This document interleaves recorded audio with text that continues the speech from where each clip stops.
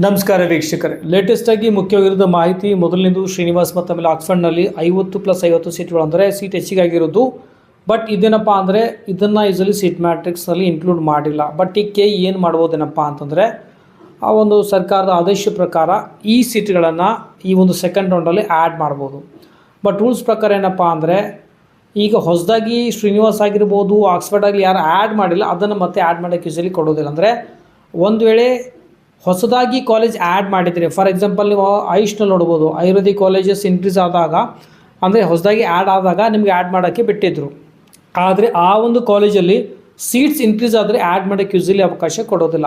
But ನಾನು ಅನ್ಕೋತೀನಿ ಒಂದು ಪ್ರೊಸೆಸಿಂಗ್ ಬೇಕಾದರೆ ಡಿಲೇ ಆಗ್ಬೋದು. ಅಂದರೆ ಹೊಸದಾಗಿ ಕಾಲೇಜ್ಗಳ ಸಂಖ್ಯೆ ಹೆಚ್ಚಿಗೆ ಅಂದರೆ ಸೀಟ್ಗಳ ಸಂಖ್ಯೆ ಹೆಚ್ಚಾಗಿರೋದ್ರಿಂದ, ಹೊಸದಾಗಿ ಶ್ರೀನಿವಾಸ್ ಆಗಿರ್ಬೋದು ಅಥವಾ ಆಕ್ಸ್ಫರ್ಡ್ನಲ್ಲಿ ಸೀಟ್ಗಳು ಹೆಚ್ಚಳಾಗಿರೋದ್ರಿಂದ ಆ ಒಂದು ಸೀಟ್ಸ್ಗಳನ್ನು ಆ್ಯಡ್ ಮಾಡಿ ಪ್ರೊಸೆಸಿಂಗ್ ಮಾಡಿ ರಿಸಲ್ಟ್ ಕೊಡ್ತಾರೆ ಅಂತ ಅನ್ಕೋತೀನಿ. ಬಟ್ ನಿಮಗೆ ಮತ್ತೆ ಆ ಕಾಲೇಜಸ್ನ ಆ್ಯಡ್ ಮಾಡೋಕ್ಕೆ ಯೂಸಲಿ ಬಿಡೋದಿಲ್ಲ. ಓಕೆ, ಇದೊಂದು ಅಪ್ಡೇಟ್.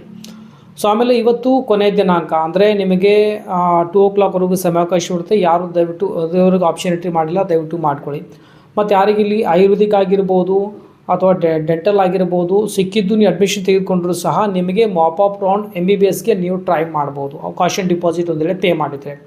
ಸೊ ಮೊದಲೇ ನಾನು ನಿಮಗೆ ಡಿಸ್ಕಸ್ ಮಾಡಿರುವಾಗೆ ಅಂದರೆ ಲಾಜಿಕಲ್ ಹೇಳಬೇಕಂದ್ರೆ ಚಾಯ್ಸ್ 2 ಮಾಡಿ ಪೇಮೆಂಟ್ ಮಾಡಿರುವಂಥ ವಿದ್ಯಾರ್ಥಿಗಳಿಗೆ ಯೂಸಲಿ ಕಾಷನ್ ಡಿಪಾಸಿಟ್ ಇರುವುದಿಲ್ಲ ಅಂತ ನಾನು ನಿಮ್ಗೆ ಆಲ್ರೆಡಿ ಡಿಸ್ಕಸ್ ಮಾಡಿದೆ. ಅದೇ ಪ್ರಕಾರ ಚಾಯ್ಸ್ 2 ಮಾಡಿರುವಂಥ ವಿದ್ಯಾರ್ಥಿಗಳು ಪೇ ಮಾಡಿರೋಂಥವರಿಗೆ ಕಾಷನ್ ಡಿಪಾಸಿಟ್ ಡಿಸ್ಪ್ಲೇ ಆಗಿಲ್ಲ, ಅಂದರೆ ಪೇ ಮಾಡುವಂಥ ಅವಶ್ಯಕತೆ ಬಿದ್ದಿಲ್ಲ. ನೀವು ಅಪ್ ಟು ನಿಮಗೆ ಮಾಪ್ ಒಂದು ಸ್ಟ್ರೇ ವೇಕೆನ್ಸಿವರೆಗೂ MBBSಗೆ ಟ್ರೈ ಮಾಡ್ಬೋದು. ಓಕೆ, ಮತ್ತು ಕರ್ನಾಟಕ CET ಬಗ್ಗೆ ಸೆಕೆಂಡ್ ರೌಂಡ್ ಆದ ನಂತರ ನಿಮಗೆ ಮತ್ತೆ ಚಾಯ್ಸಸ್ ಬರ್ತವೆ.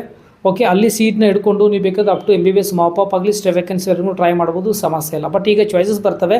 ಬಟ್ ನೀಟ್ ಸಂಬಂಧಪಟ್ಟಂಗೆ ನಿಮ್ಗೆ ಯಾವುದೇ ರೀತಿ ಚಾಯ್ಸಸ್ ಇರೋದ್ರಲ್ಲಿ ಅಡ್ಮಿಷನ್ ಮಾಡ್ಕೊಳ್ಬೇಕಾಗುತ್ತೆ.